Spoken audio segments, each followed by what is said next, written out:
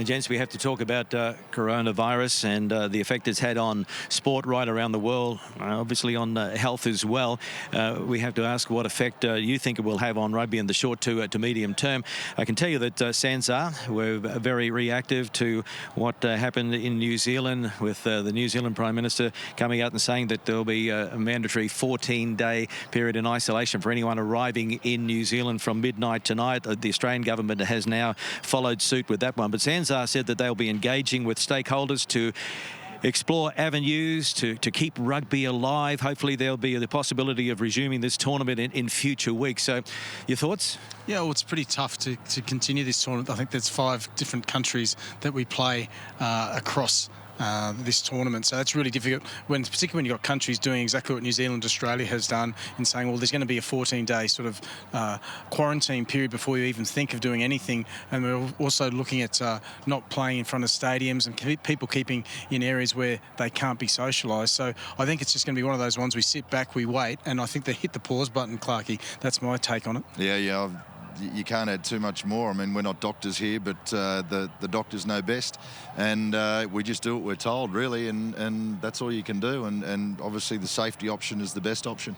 Yeah. We have 3 conferences, so what are the chances of the Jaguares maybe getting across to South Africa and the 5 teams in that conference playing off a round robin over the coming weeks here in Australia? We'll need the Sunwolves to stay in Australia so we can have a round robin as well, and the 5 Kiwi teams obviously playing off against each other there. So that might fill, 2-3 weeks or something, and give us something to hang our hat on in the near future. Otherwise, that might be the ball game.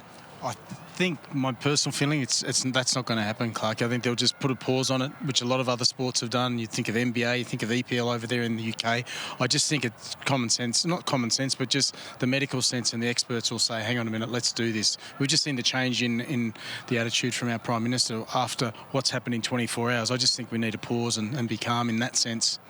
Yeah, I think it's sad, in particular for teams like the Brumbies and the Sharks, Crusaders, who are doing so well, Hurricanes, for example, that are doing so well. From the Waratahs, I think they'll be pretty happy that it's come on through. The season's potentially at an end. Yeah.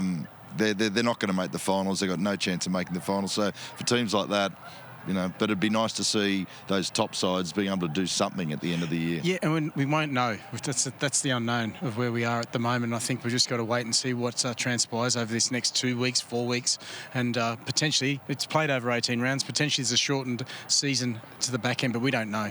Yeah, and we're not politicians, but already the NRL, the National Rugby League in Australia, has come out and said that they'll be asking the government for assistance, because you have to try and, pay the bills, and it's not just the players and the clubs, it's all the people associated. Around here you can see the corporate boxes. There are caterers involved, there are sponsors involved as well, and the Rugby League is saying that their sport is part of our fabric in Australia because it's been around for 100 years. Well, hello, AFL and Rugby Union has been around for that long as well, so should we be putting our hand out as well? We might need it because there's crucial time at the moment with the balance line of rugby. Yeah, I mean, number one situation is health. You've got to get your health right. The second situation is the economic impacts that it's going to have, and so we're all worried about the health bit first, and let's hope the government come good on the other bit, because there are hundreds, thousands of people employed in rugby around the country and other sports, and it is the fabric of one of the great fabrics of our society.